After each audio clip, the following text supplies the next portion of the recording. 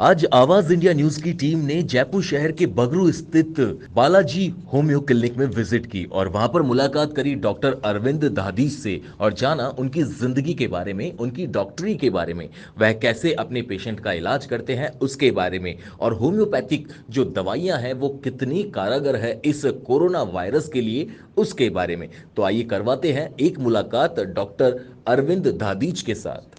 नमस्कार दोस्तों, मैं हूं राहुल और आप देख रहे हैं आवाज इंडिया न्यूज। और आज मैं आपको जयपुर शहर की एक ऐसी शख्सियत से रूबरू करवाता हूं, जी हाँ, जो किसी के नाम के मोहताज नहीं है, किसी के काम के मोहताज नहीं है। जो किया है बखूबी कमाल किया है इस पैंडेमिक टाइम के अंदर, इस दौर में उन्होंने जो काम किया है बड़ा ही कमाल है। और कहते हैं कि जो पहली बार होता है वो कमाल का होता है, कमाल होते होते बेमिसाल होता है, और वो ही चीज उन्होंने बेमिसाल की है। मैं बात कर रहा हूं जयपुर शहर के बगरू में स्थित डॉक्टर की, जिनका नाम है अरविंद दादीज।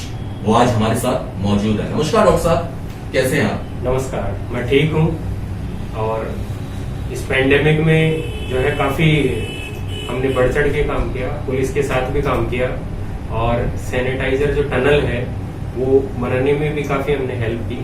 डॉक्टर साहब कुछ अपने बारे में बताइए। जी, मैं डॉक्टर अरविंद दादीज, स्वास्थ्य कल्याण होम्योपैथिक मेडिकल से मैं पास आउट हूँ और 2014 से मैं प्राइवेट प्रैक्टिस कर रहा हूँ। सबसे पहले मैंने ये बताता हूँ कि होम्योपैथी में ही अपना करियर क्यों चुना। बिल्कुल, ये बड़ी कमाल की बात है और इंटरेस्टिंग है। मैं पूछने वाला था पर आपने खुद ने ही बता दिया। चलिए बताइए। जी, होम्योपैथी ट्रीटमेंट इतना सिंपल और इतना मिरेकल है कि जो पेशेंट को किसी भी तरह का कोई साइड इफेक्ट नहीं देता है और पेशेंट एक तरह से खेलते खेलते ठीक हो जाता है। इस तरह से जो ट्रीट करता है पेशेंट को, वो ट्रीटमेंट है। तो कई तरह के जो साइड इफेक्ट हैं, जैसे किडनी खराब होना, लीवर खराब होना, इस तरह के कोई इसमें साइड इफेक्ट नहीं है।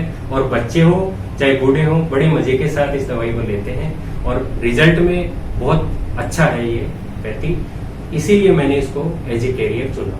जी, कितना टाइम हो गया आपको मतलब आपका डिग्री कंप्लीट हुए और कितना टाइम हो गया इस क्लिनिक को सेटअप किए हुए?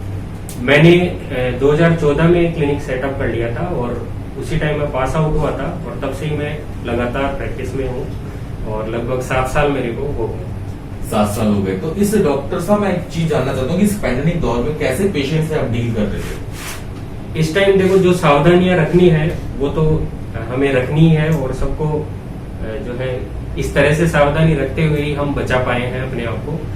प्रैक्टिस का ये रहता था, हम पूरे क्लिनिक को जो है सुबह और शाम जाते टाइम सैनिटाइज करवाते थे और किसी भी पेशेंट को हम जो है सोशल डिस्टेंसिंग के साथ में, मास्क के साथ में इस तरह से हम जो है आने देते थे, अलाउ करते थे। सिंगल एक एक करके जो है पेशेंट अंदर आते थे। अच्छा डॉक्टर साहब, एक चीज जानना चाह रहा हूँ मैं कि जिस पैंडेमिक दौर में जब आपने रेगुलर अपनी इवनिंग और मॉर्निंग क्लिनिक ओपन रखी है, तो कितने पेशेंट आप पर डे देख रहे थे मॉर्निंग में और इवनिंग में? जी, अगर एवरेज माने तो 10 से 20 पेशेंट हम रोज देखते थे, क्योंकि होम्योपैथी एक ऐसा सिस्टम है जहाँ पेशेंट को टाइम खूब देना पड़ता है। जैसे उसकी क्लिनिकल हिस्ट्री है, डिजीज हिस्ट्री है, या पहले से कोई फैमिली हिस्ट्री है, तो इस तरह से कम आधा घंटा पेशेंट को हमें देना पड़ता है। तो इस वजह से उन्हें एवरेज हम 10 से 20 पेशेंट निकाल देते हैं। और जी, अच्छा डॉक्टर साहब, मतलब आपके पास कोरोना के पेशेंट भी आए थे या ब्लैक फंगस के पेशेंट भी आए थे जो मतलब इनसे ग्रस्त थे और आपके पास इलाज के लिए आए थे? जी, ब्लैक फंगस के तो पेशेंट नहीं आए, लेकिन जो कोरोना है उसके काफी पेशेंट आए थे। और सिम्टम्स, कुछ पेशेंट ऐसे थे जिनमें सिम्टम थे कोरोना के, और काफी पेशेंट की हमने जांचें भी करवाई है, RT-PCR पॉजिटिव थी। और होम्योपैथी का मैं आपको बताऊं, इतना जबरदस्त रिजल्ट रहा है कि विदाउट एनी प्रॉब्लम उनको कईयों की 7 दिन में और कईयों की 14 दिन में रिपोर्ट नेगेटिव आ रही थी। बिल्कुल। अच्छा डॉक्टर साहब, मैं ये जानना चाह रहा हूँ कि लॉकडाउन के अंदर जब आप पेशेंट देख रहे थे और अभी आप रिसेंटली जो पेशेंट देख रहे थे, तो दोनों में कितना फर्क है? मतलब क्या फर्क नजर आया? अभी पेशेंट ज्यादा आ रहे हैं, उस वक्त ज्यादा थे?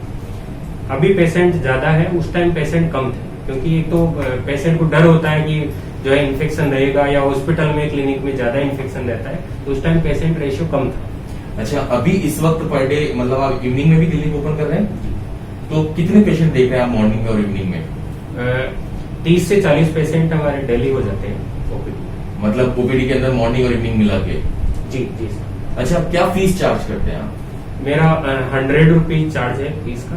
क्रोनिक केस में, और ऑनलाइन कंसल्ट के मैं 300 रुपीज चार्ज करता हूँ। जी, और मेडिसिन अलग? हाँ, मेडिसिन अलग। अच्छा डॉक्टर साहब, सबसे बड़ा जो आपको मतलब प्रॉब्लम फेस करने को मिला इस पैंडेमिक टाइम में और इस लॉकडाउन में, वो क्या था? ऐसा तो कोई खास प्रॉब्लम नहीं रहा, लेकिन फिर भी जो पेशेंट है, अधिकतर पेशेंट ने ये गलती की कि बिना डॉक्टर के प्रेस्क्रिप्शन के, बिना डॉक्टर के एडवाइस के जो है, कई लोग अपनी मनमर्जी से जो है मेडिसिन ले जाते थे और लेते थे, उसके उन्होंने काफी साइड इफेक्ट देंगे। जैसे अभी मैं आपको रिसेंटली बताऊं, पाइल्स के बहुत पेशेंट आ रहे हैं, जब से ये कई लोगों ने कार्डे अपनी मर्जी से लिए, कोई मेडिकल से जो है दवाइयां लेते थे, तो कई जो नॉर्मल केस है एलर्जी के मान लो आप, या स्टोन के, उनको भी उन्होंने काफी कॉम्प्लिकेटेड बना दिया, तो उनको ठीक करने में हमें ज्यादा प्रॉब्लम है। जी। अच्छा डॉक्टर साहब, इस कोरोना काल के अंदर मतलब कोरोना भी गया नहीं है, थर्ड स्टेज आ रही है, थर्ड स्टेज मतलब डेल्टा, जो बहुत ही भयानक बताया जा रहा है, उसके बारे में आपका क्या कहना है? देखो, ये जो स्टेज है वो तो लगभग आनी है, और क्योंकि लोग अभी भी सावधानी नहीं रख रहे हैं, मैं जितना देख रहा हूँ बिल्कुल फ्लो में चल रहे हैं, मार्केट पूरी तरह से भरे हुए हैं, लेकिन फिर भी मैं ये मानता हूँ कि अगर हम नेचुरोपैथी को फॉलो करें और प्रिकॉशंस रखें तो किसी तरह का कोई डेंजरस नहीं। जी। अच्छा डॉक्टर साहब, एक चीज और जानना चाहता हूँ मैं कि इस मतलब कोरोना काल के अंदर जहाँ लोग इलाज कराने के लिए बड़े अस्पतालों की तरफ या बड़ी क्लिनिक की तरफ रुख नहीं कर पाते थे, क्योंकि उनके पास खाने को पैसे नहीं होते थे, अपनी जेब के अंदर हाथ डालते थे तो खालीपन महसूस होता था, तो उस उनके लिए आपने कोई प्रोटोकॉल बनाया था कि उनके पास पैसे नहीं है और ये इनको इलाज जरूरी है? जी, हमने क्या है कि पिछले साल भी जब कोरोना शुरू हुआ था, उसमें आर्सेनिक आयुष मंत्रालय ने दिया था, आर्सेनिक प्रिवेंटिव मेडिसिन है उसकी, और इम्यूनिटी बूस्टर है, तो हमने वो फ्री ऑफ कॉस्ट सभी के लिए वो रखी थी, आर्सेनिक 30 की। और कुछ बस्ती जैसे बंजारा बस्ती है यहाँ पे करीब, तो वहां पे भी हमने उसका जो है फ्री डिस्ट्रीब्यूशन हमने करवाया था। इसके अलावा जब सैनिटाइजर की किल्लत थी, उस टाइम भी हमने जो है फ्री सैनिटाइजर का डिस्ट्रीब्यूशन करवाया। जी। अच्छा डॉक्टर साहब, आपके होम्योपैथी के अंदर एक मतलब जो सबसे ज्यादा इम्यूनिटी बूस्टर वाली जो एक मेडिसिन है, वो जो आप सभी लोगों को सजेस्ट करते हैं, वो मेडिसिन कौन सी है, मैं एक बार देखना चाहूंगा। जी, जो इस पेंडेमिक में आर्सेनिक ही सबसे बेस्ट मेडिसिन रही है और उसका 100% रिजल्ट रहा है। हमने जितने भी पेशेंट को वो दी है as a corona preventive medicine, तो उसको भले ही वो पॉजिटिव आया है, लेकिन उसकी रिकवरी हुई है, यानी 100% अगर माने तो आर्सेनिक मेडिसिन ऐसी है जिसका बहुत अच्छा रिजल्ट है। अच्छा, आपने वैक्सीन के डोज लिए हैं? जी, दोनों डोज हो गए आपके? फर्स्ट डोज हुई है, सेकंड हो गई। और आपके स्टाफ स्टाफ अब लेगा, एक की हो गई, एक अब लेगा। जी, तो मतलब सब दोनों की एक डोज हो चुकी है? जी सर। अच्छा डॉक्टर साहब, आपके क्लिनिक में पेशेंट को देखने का समय क्या है? मेरा मॉर्निंग टाइम है 10 से 1 बजे तक, और इवनिंग टाइम मेरा 5 से 8 बजे तक है। संडे को केवल मॉर्निंग टाइम है 10 से 1 बजे तक। जी। अच्छा डॉक्टर साहब, मैं ये जानना चाह रहा हूँ कि आपके पास इस वक्त कितना स्टाफ है? मेरे पास 2 स्टाफ है और एक जो 4th ग्रेड है स्टाफ वो अलग, तो ऐसे करके 3 स्टाफ है। जी। अच्छा, मैं ये जानना चाह रहा हूँ कि इस वक्त आप मतलब घर जाके भी इस पैंडेमिक टाइम में लोगों का इलाज कर रहे थे? नहीं, मैंने घर पे जो है ना तो अलाउ किया, ना किसी का इलाज किया। जो भी मेरे पास फोन कॉल्स होते थे, मैं उनको क्लिनिक के लिए ही क्लिनिक पे आने के लिए बोलता था। अच्छा डॉक्टर साहब, कुछ अपनी फैमिली के बारे में बताइए कि क्या फैमिली बैकग्राउंड है आपका, कहाँ से शुरुआत हुई? जी, मेरा बैकग्राउंड, मेरे जो फादर हैं वो गवर्नमेंट सर्वेंट है और पंचायत में उनकी सर्विस रहती है, ग्राम सेवक है वीडियो, तो उनका भी जो है इस पेंडेमिक में काफी रोल रहा, और उनसे भी काफी, क्योंकि मैंने जो शुरू में 2-4 दिन क्लिनिक नहीं किया था मैंने भी, लेकिन फिर पापा ने ही मुझे कहा कि देखो हम भी तो जा रहे हैं ना, तो अपना जो है ये तो आपके लिए लड़ाई का टाइम है। एग्जैक्टली, जब वो इस उम्र में नहीं रुक पा रहे थे, तो आप तो यंग हैं और यंगस्ट तो बहुत ही आगे चढ़ के बढ़ चढ़कर आगे आना चाहिए। तो आपके फादर अभी किस एज के होंगे? उनकी एज है 56 ईयर। और मदर की 52 ईयर है और हाउस वाइफ है। अच्छा, तो आपकी जो धर्म पत्नी है वो भी इसी लाइन में है, होम्योपैथी? नहीं, उनका फैशन डिजाइन का काम है, वर्क फ्रॉम होम है और हाउस वाइफ है। जी। और आप प्रॉपर जयपुर से ही बिलोंग करते हैं? जी, मैं यही से। अच्छा, इस पैंडेमिक दौर के अंदर आपने कुछ अपनी तरफ से लोगों के लिए कोई राशन वगैरह या कुछ ऐसा कुछ किया है कॉन्ट्रीब्यूशन? जी, मैं दरअसल सेवा भारती संस्था है, उसका यहाँ बगरू का मैं दायित्व देखता हूँ, तो मैंने उसके थ्रू जो राशन या जो भी बंजारा बस्ती है इधर और इधर आगे भी 1-2 बस्तियां हैं तो उनमें राशन का वितरण करवाया है, प्लस करवाने में हेल्प की।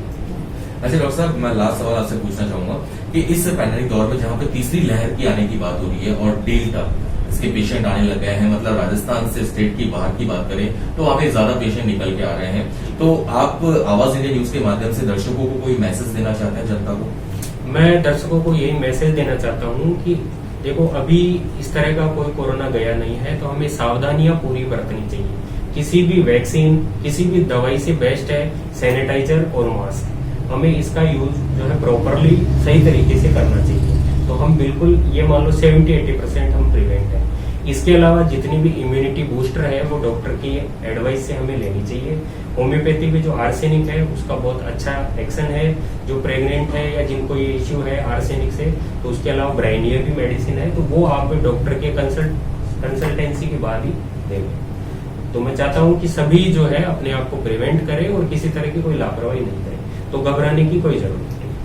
तो सुना दोस्तों आपने कि डॉक्टर ने कह दिया है अपने मन की बात की प्लीज घबराने की जरूरत नहीं है और बिल्कुल प्रिकॉशन आपको रखना है। कोरोना अभी कम हुआ है लेकिन पूरी तरह से गया नहीं है और तीसरा चरण आ चुका। अगर तीसरे चरण से आपको बचना है तो प्लीज आप अपने दोनों चरणों को घर के अंदर रखिए, क्योंकि आपकी सुरक्षा आपके हाथ में। मास्क का उपयोग करते रहिए, 2 गज की दूरी बनाकर रखिए और सैनिटाइजर का उपयोग करते रहिए। और अभी भीड़ भाड़ इलाके में जाने से बचिए, बहुत जरूरी काम हो तभी घर से बाहर निकले, वरना अपने दोनों चरणों को घर के अंदर रखिए, तभी आप तीसरे चरण से बच पाएंगे। और देखते रहिए आवाज इंडिया न्यूज। मैं राहुल, कैमरामैन राजेश के साथ।